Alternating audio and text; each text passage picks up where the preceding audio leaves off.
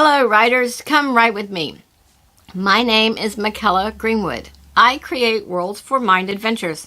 Welcome to my channel, Write with Michaela. Don't forget to like and subscribe and hit the bell so you can go on this journey with me. Today is Friday, which is story time, or the day of our chapter exchange. If you're writing with me and you wish to exchange chapters, then send your chapter with written permission to writewithmichaela@gmail.com. I will post the email address at the end of the video. You just have to click more. I am looking forward to reading your chapters, even if I can't read them all on the channel. All chapters read on Fridays, whether they are mine or another writer's work, are copyright protected material, and no one may use any part in writing their own stories. This story is PG-13, so if you're under 13 years of age, you need parental guidance. The story is in its rough draft stage, just as the last two stories we've heard. The title of this story is Elloni's Pride. And today we are reading Chapter 10 out of Book 1. If you would like to read along, then send to the email I stated earlier and request a PDF of the chapter. Make sure you are specific. Now, let's start. Elloni's Pride, Book 1, Breaking Point. This is Chapter 10, More Knowledge. Soflin came back to her surroundings, and Lydia was staring at her.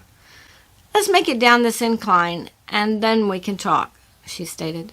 "The incline will need our attention." Lydia nodded, and they started down the steep slope. Each slid several more times until they came to a part that was less steep. There was still slope, but it felt more hill-like and not mountain ridge-like. After they walked a little more, Soflin exclaimed, "Oh, look! Mushrooms! Okay, I'm going to teach you a charm to check for edibleness." "Edibleness?" asked Lydia. "Yes, not poisonous to us," she motioned. "I'm sure something eats these mushrooms, but we have to see if they're okay for us. If they're not, I will do a few other charms and see if they're useful for another purpose. Okay, the words you need are monstrous que gorso pa ek comsi." Then she said the charm and motioned with her hand, and a fine dust sprinkled on the mushrooms. Lydia repeated the words and the motions, but she motioned for the general area. Soflin noticed right away that the mushrooms glowed yellow, but the surrounding foliage glowed red. "Oh, wow. This is good. First the mushrooms. You see the yellow?" Lydia nodded. "Well, we can eat them once they're cooked. And you see the red on the other leaves?" Lydia nodded again. "Well, maybe you know already, but that is poison oak, and we don't want to touch it. It is poisonous. Did you know about it? Did you know there are certain plants that you don't want to touch?" Lydia shook her head. "Well, there are, and that's one of them. Look at it and memorize it so you don't touch it in the future. We can't just cast charms everywhere." Lydia squatted down to look, and she kept her hands back as she wasn't too close. And while she studied the vine leaves running on the ground, Soflin pulled a little copper pot out of a pocket. She released her charm, and the pot became normal size. Soflin plucked several mushrooms and dropped them in the pot. "What's that behind you?" she asked as she pointed. Lydia turned and looked. "It looks like an onion." Soflin pulled out some gloves. "Here, use these to get the onions. We are going to have a feast. Mushrooms are much better with some wild onion." Lydia slid her fingers in the ground around the onion and pulled it up. And then she picked another one. She handed both onions and the gloves to Soflin. Soflin shrunk things and put them away, and then they continued down the hill. after they went around the poison oak patch. The sun was heading down, and it would be dark soon. Moreover, they had walked a long time today. So when Hoshman saw several large pieces of bark on the ground, he decided to stop. He picked up a piece of bark and leaned it against a tree, and then another, and then another. Okay, the little ones can sleep under here. Maybe we'll think about taking the bark with us, but maybe not. If it's light enough, started Kosher, I think it might be good for us to bring at least 1 or 2 pieces. After a little prompting, the 5 younger ones crawled under the bark to lay down. Sylvie smiled as she watched them, and the 2 women passed out a few berries to each person. Kala watched her mother and realized she should have also gathered a few extra berries. Hoshman wished that he knew what was happening with the rest of the villagers, and he had flashes of pictures run through his head of the dogs eating several of them, as he heard Kala's words echo in his mind. Their last day in the village was a really ugly day to remember, but it would be something to help them remember why they left when things got hard and they got hungry. He looked around the group to see how everyone was doing, because as he thought of Kala's words, he realized that they needed to deal with those emotions. But everyone was accustomed to suppressing things and not acknowledging them. Hoshman looked at Kosher and thought the boy was trying to be a man and take up his father's role, since his father was dead. But Sylvie wanted him to still be a boy. He knew he wouldn't take any offense if the boy didn't call him sir, because he needed the boy to be a man, and he would treat him as such, like he had at the river. Hoshman further reflected on the roars of the dragons that they had heard in the distance earlier, and he wished he knew what that meant, but knew they may not know, even if they were closer, because the soldiers just killed for no reason. Libya was sitting in the grass outside the mouth of the cave. She was resting, since she just broke her last practice stick. She didn't think she would ever get the hang of swinging the stick to knock down a soldier. But right now she was watching Elloni fly. There were numerous tailors, and Lydia didn't think she would ever be able to count them all. From the stories her pa told her, she thought of them as fairies.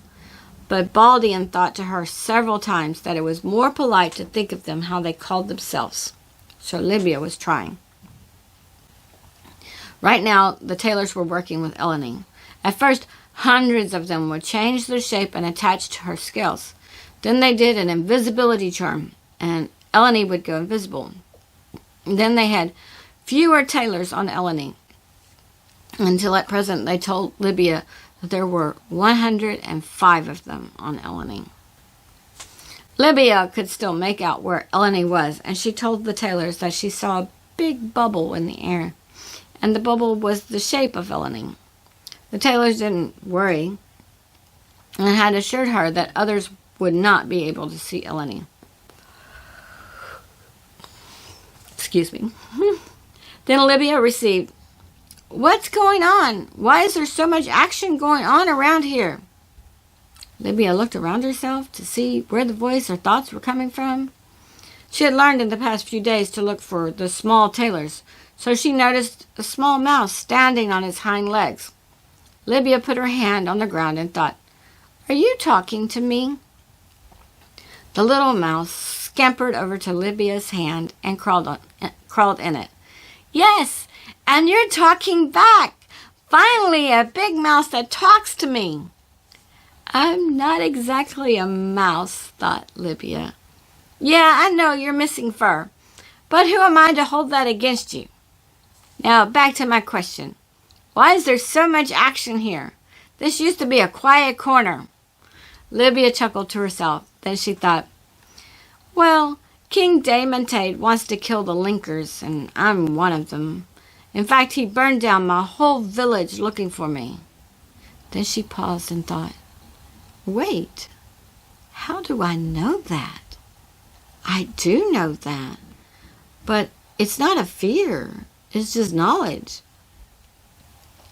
Elloni landed in front of them and thought, it's what I saw in the pond. I didn't understand the pictures then, but I saw houses and structures burning. Sadness hit Libya as she realized her whole family could be dead. There's no one left? I didn't think everyone died, thought Elloni. I saw structures burning, not people. Feel for your family, thought Felicity. You can do it. You can find them, thought the little mouse. I think with my brother all the time. Libya glanced down to the little mouse on her hand, and as she did, the tailors around her and Elloni realized she was receiving thoughts from the creature. Baldian thought the creature was encouraging Libya. Libya glanced over to Baldian.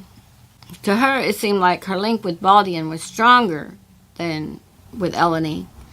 But then as she reflected on things that just transpired, she realized that Elloni knew what she was thinking about when she had thought with the mouse. Elloni just wasn't as talkative or thoughtative about her knowledge. Libya didn't know the term. She wondered if she could send thoughts to only Elloni or only Baldian, or if she would just send them out to whomever was near. She thought of her family, and the one person she'd been around the most was her pa. So he was the one she wanted to get her thoughts. Then suddenly pictures flashed through her mind, and she screamed, "No!" The mouse quickly jumped to the ground as Libya raised her knees and bent her head down to cry. Felicity was tremendously worried, and she looked at each dragon as she tried to figure out what just happened. Baldian was shaking her head, and Elloni had turned away. The little mouse crawled up on Libya, and she made her way to Libya's neck, where she rubbed her head against Libya. Felicity flew in closer to Baldian and thought to her alone, "Do you know what she saw?" "I saw a man get his head sliced off. There was a woman beyond shaking her head no moments before. I'm not sure if she knew what was going to happen or if she was trying to stop it." Felicity looked over to Libya and saw the little mouse trying to comfort her. She fluttered closer and thought only to Libya.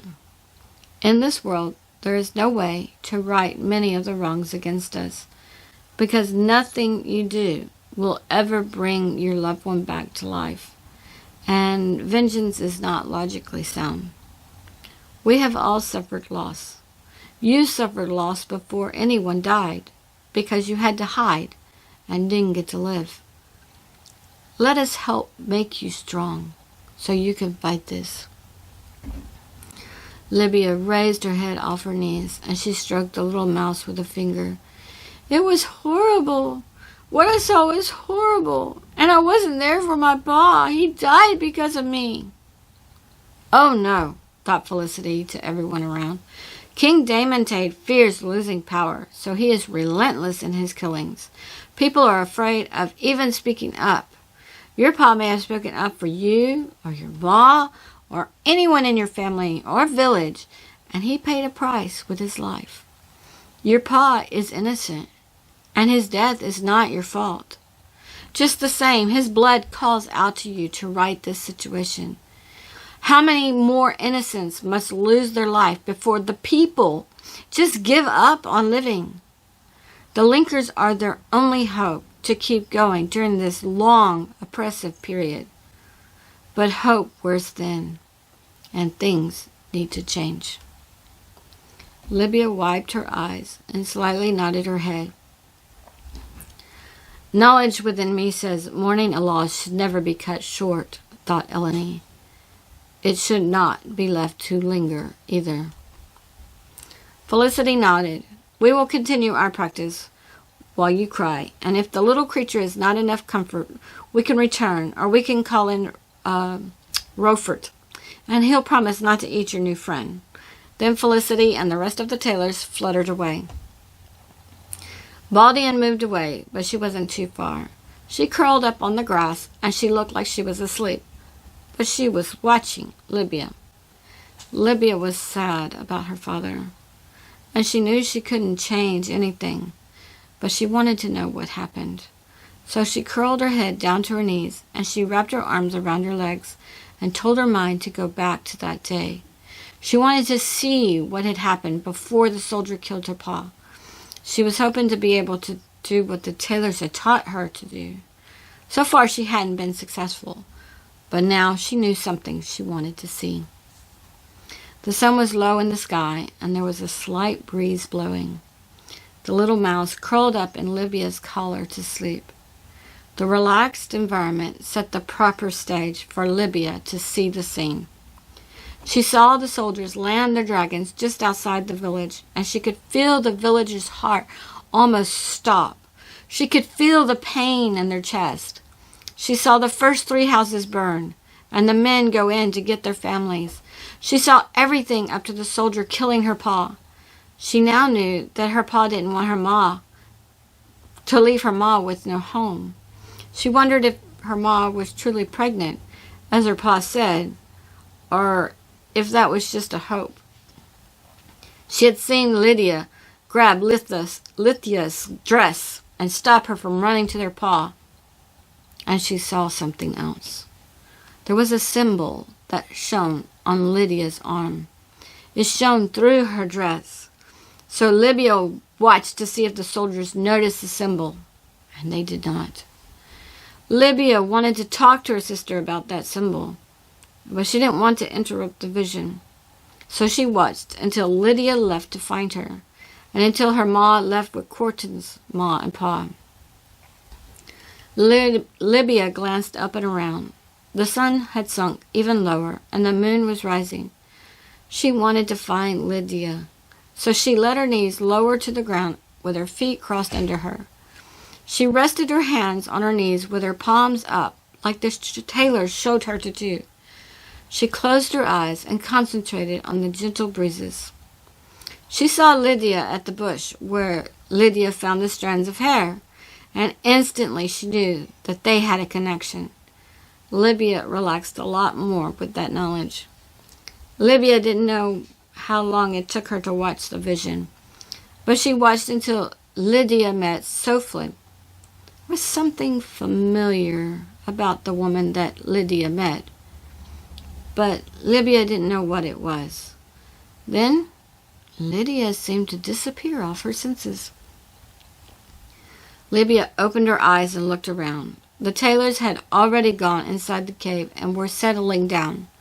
Several of the tailors had set up their homes outside the cave, so the fire flowers lit things up all around. Libya smiled. She liked the tailors and the dragons. The little mouse moved, and Libya smiled even more. She liked the little mouse, too. Even though she didn't have her pa or her family, life seemed better here than in the cellar. Here it seemed easier to even breathe. Libya liked the smell of the grass and flowers and trees. She liked touching all the things of nature. She liked the lessons, too. Her ma and pa tried to teach them letters and pronunciation, but they always ate the vegetables afterward, and there was nothing left to practice with. Here, Libya had a whole book to read, and a dragon to read beside her. The little mouse ran down Libya to the ground and scampered off. Libya thought, "Where are you going?" "Home. I'll be back tomorrow if you don't mind." "I don't mind. What's your name?" "Keechin," thought the little mouse. "Keechin? I like that," thought Libya. "I'll see you tomorrow." Then Libya got up and headed in the cave. Her body was sore and her mind was tired. She would sleep well tonight. Soflin and Lydia finally made it off the mountains and hills. They found a nice flat spot to stop. Earlier they had heard the roars of dragons, and at first Lydia was scared. But Soflin told her they usually didn't carry the dogs on the dragons, so their invisibility charms would work just fine. Soflin also felt that the dragons wouldn't fly over the mountains on their west side or towards her and Lydia, but she knew she shouldn't assume such. After they sat down, Soflin showed Lydia how to make an invisibility dome over them. She explained that the dome shouldn't go all the way to the ground if they wanted a fire. And yes, people could see under the dome, but they would have to be really close to see under it. So Flynn cast that charm, and then she magically started a fire. Lydia watched with wonder as Soflin pulled out stones and released her magic on them so that they enlarged. 2 flat stones sat on the ground, and soon the onions and mushrooms were flying out of the pot onto the stones. And Soflin magically raised knives to magically cut the onions and mushrooms into pieces. After Soflin magically put the little pot on the fire, Lydia got out the carrot, and they finished the other half of the carrot they started earlier, and Lydia still had 1 carrot left. Soflin started teaching Lydia several things like charms and history. She told Lydia about a time when magic flourished and everyone appreciated it. She admitted that she didn't believe that everyone could learn magic like history said. But she was teaching Bradley from Lydia's village through her charm she cast on him. And so she felt history might be right. Soflin told Lydia that she hoped history was right. Then Soflin told Lydia some of the things that had transpired that she knew about while they had walked, and she taught Lydia the basics for the meditative state.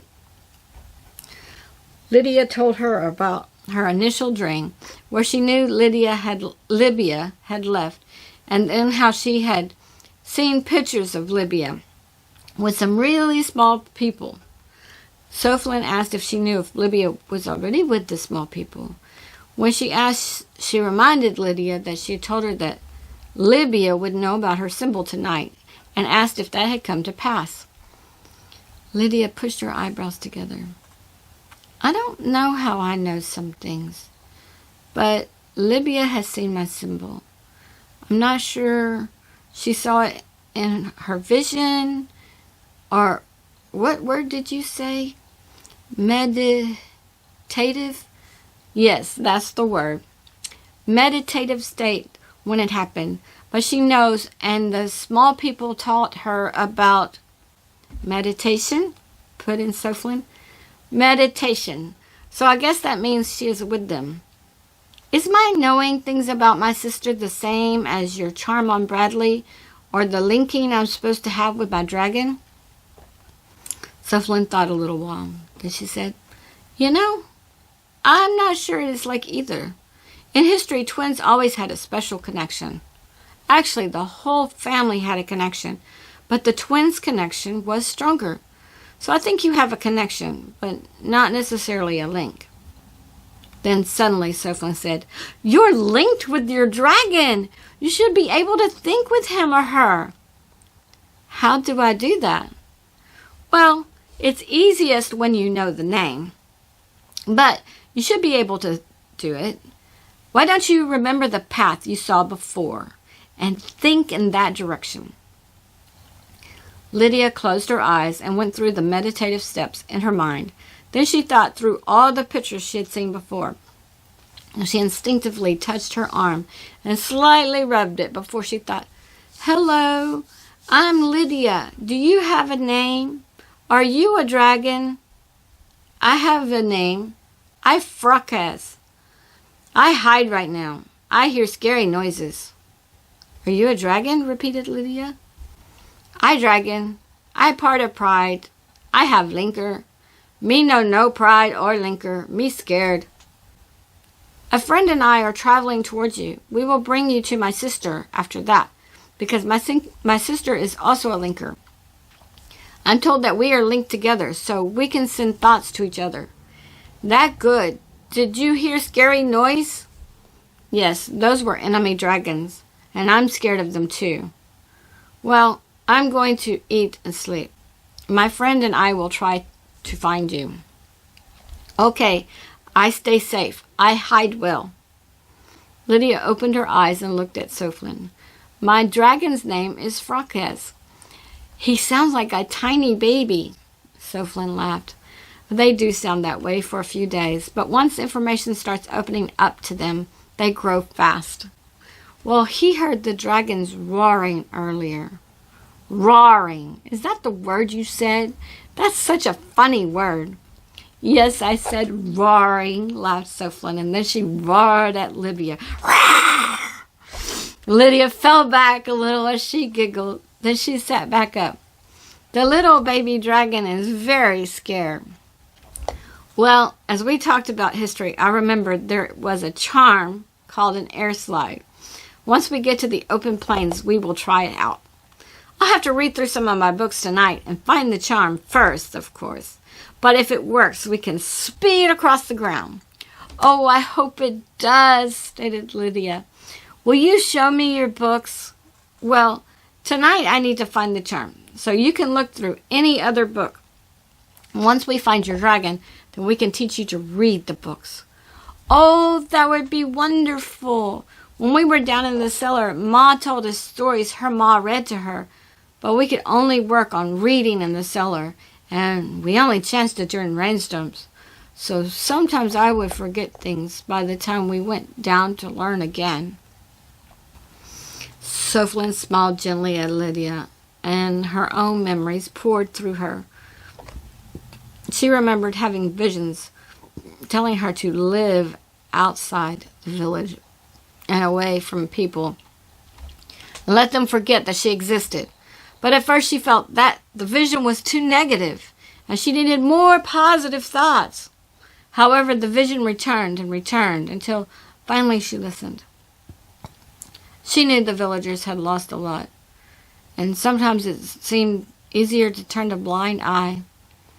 But now things needed to be set right, and she was glad that she knew how to read, so she could teach Lydia and whosoever else. They dished up some mushrooms and onions and ate. Then they laid down and got as comfortable as they could and went to sleep. Soflin knew they didn't need the fire, so she magically extinguished it and extended the dome all the way to the ground. Bradley sat up, laying back against the bush, and looked around. He put his head in his hand as he felt his head spinning. "What happened?" he asked. "Well," started Brumman, "we sat under the bush. You told us that you needed to concentrate, and I was to guard. Then you went silent and passed out. Which is strange, because you weren't drinking that I saw. My pa passed out like that all the time, but he brewed a special drink down in the cellar, and the woman would call down and ask if he was awake or passed out. I asked him about it once." Bradley crossed his legs under himself and sat up more. He put his head in his hands. "Well, I don't drink brews like that, so I don't know what being drunk feels like, but I am dizzy." He raised his head and looked around. "But it's getting dark, so we've been here a couple of hours." "I don't know time," stated Brumman. He glanced at Coulter. "Did I say anything? Did Browser make it out?" Brumman shook his head. You didn't talk." He thought about the dew he saw in Bradley, but decided not to say anything. Bradley received. "Hey, Bradley, are you there? Come on and talk to me." Bradley thought, "I'm here. What happened? I'm dizzy and don't remember anything. Did you make it out?" "I'm out and settling down for the night. I'll continue looking for you in the morning. I had help from you and the fairies. But the fairies say they're not fairies, they're tailors." "Huh?" thought Bradley. "Look, it doesn't matter. I'm out. We're connected. Thank you for your help. You sent magic at just the right moment." "That's right. I was trying to send you magic." "Oh, wow. I'm glad that worked. And you said you received magic." "Look, I don't know so much about magic. I wasn't that studious. But your thoughts are vibrating a little differently. If you're safe, then stay put for the night. I'll find you tomorrow." "That sounds like a plan. I feel very dizzy right now." "Rest. I need you. You and the tailors saved my life. I wouldn't have made it out without all of you. Or at least, not out alive. I haven't had a holder in a long time." "I wouldn't consider myself a holder. Soflin said a uniter or a bringer." "We'll talk tomorrow. I found a place to rest." Bradley didn't receive any more thoughts from Browser. He looked at the two boys. Well, this has been safe enough. We'll stay here through the night and leave in the morning. Are you going to sweep the forest again? Asked Coulter. Roman looked questioningly at Coulter, and then he looked at Bradley.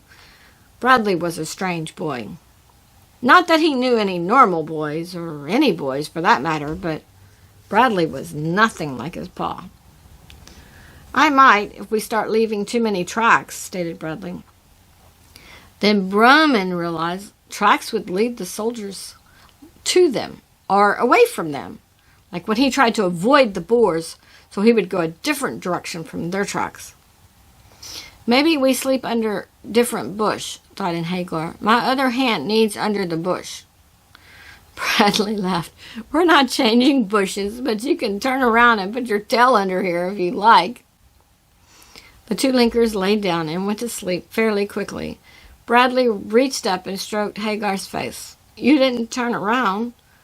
I like having my face in here, thought Hagar. Can you fly yet, or do you need to grow more first? Me no know, thought Hagar. I no try yet. We'll get somewhere and figure it out, stated Bradley. There were roars while you passed out. At least that's the word Roman thought named the sound. The sound very scary. Bradley glanced at the boys. He felt they were probably listening in, and he didn't want Coulter scared, but he said quietly to Hagar, Browser is a linker that was in prison, and he escaped, and the soldiers chased him. His escape is probably why the soldiers didn't go back to the village today, and that gives us more time to get farther away. How you know him escaped, thought Hagar. Well, in a way I'm linked with him, just like you're linked with Broman. I link with you and Coulter now too, thought Hagar. Yes, and that's a good thing. And if you can teach me to link with more than one at once, I'll appreciate it. You need to teach Broman too. Right now I'm tired. Can I sleep too? Yes, I'll keep watch, replied Bradley.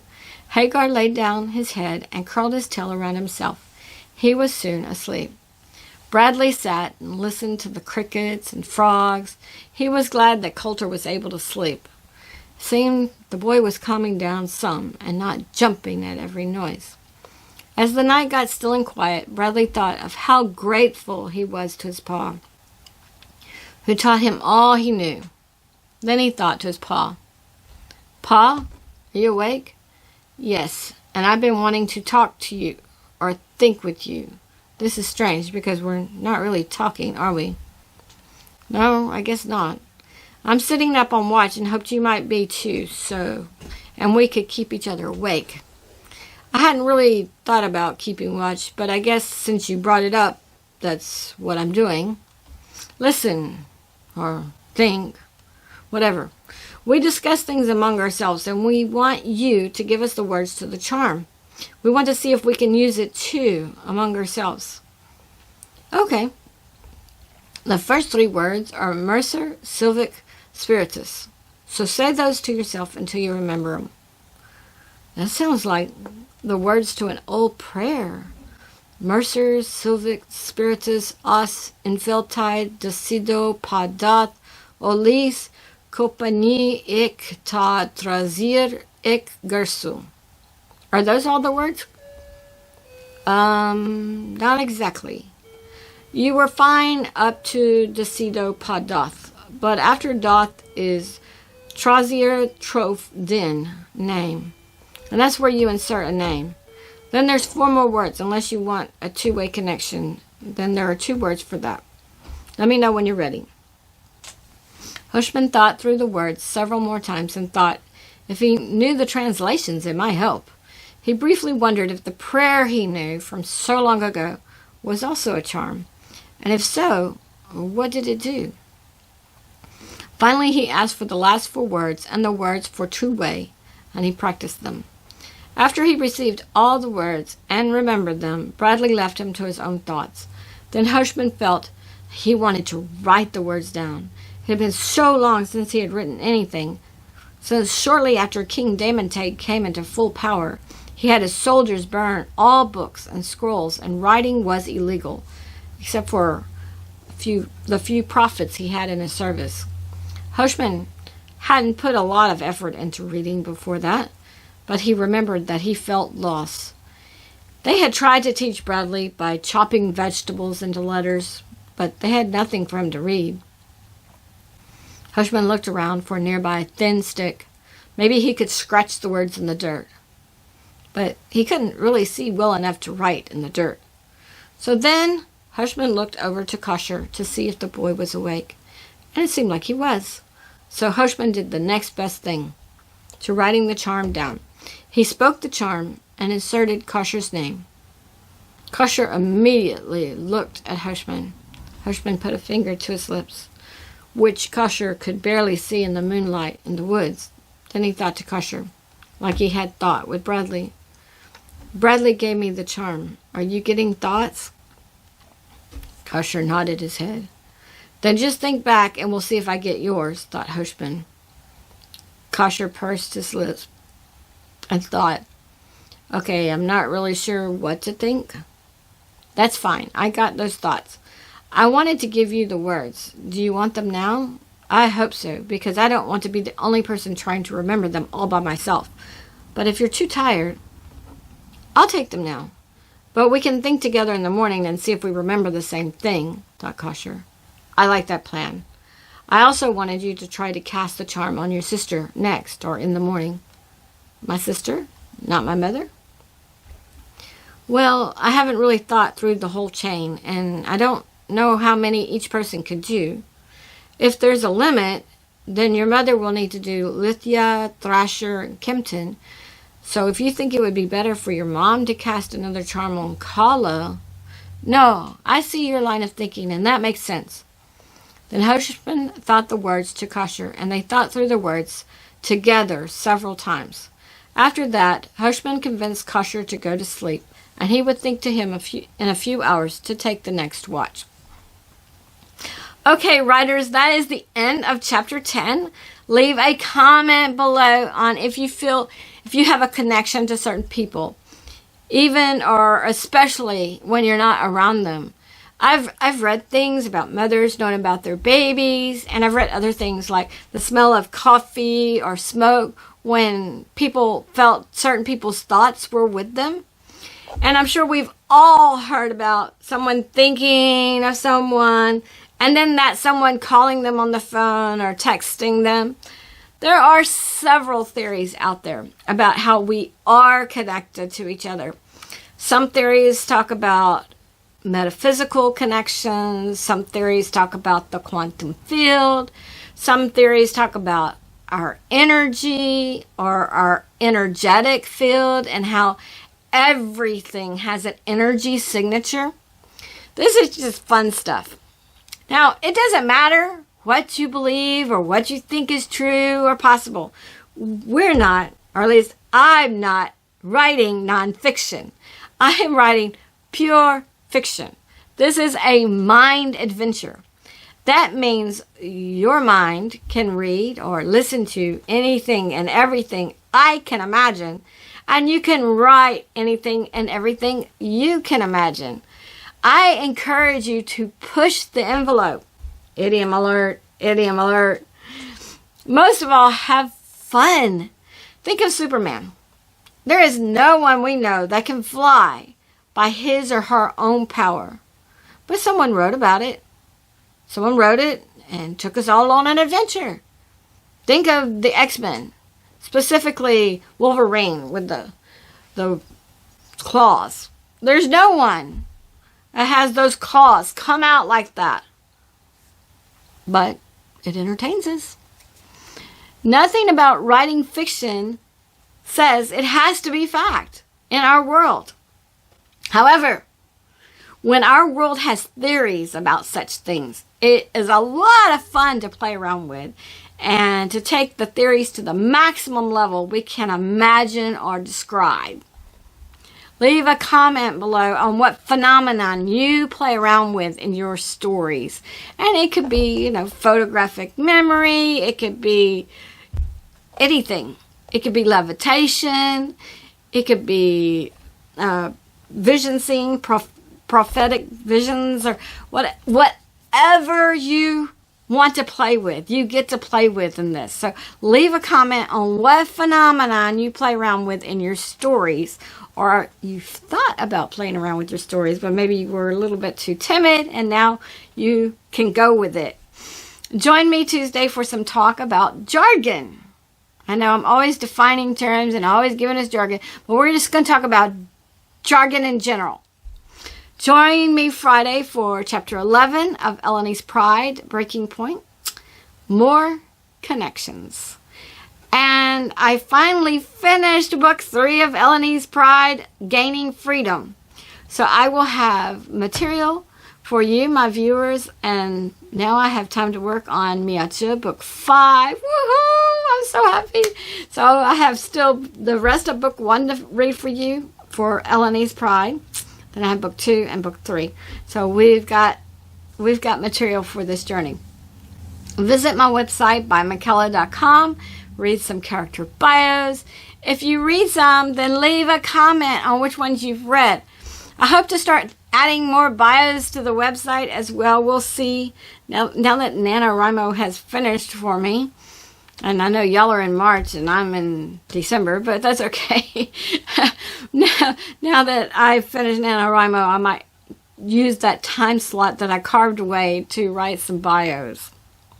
Don't forget to hit like and subscribe and the bell so we can continue to write together. Thank you for joining me today. I really appreciate your participation. If you know someone who would like this video, then please share it with them. This is Michaela with Write with Michaela. Bye for now.